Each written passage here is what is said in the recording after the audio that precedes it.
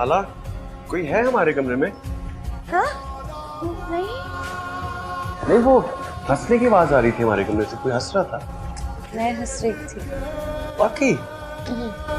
तुम हंसते भी हो, ये कैसे होता है? ऐसे कुछ याद आ गया था। एक बार फिर हंस के दिखाओ। कोई वजह तो नहीं थी। दिखाओ, हंसो ना।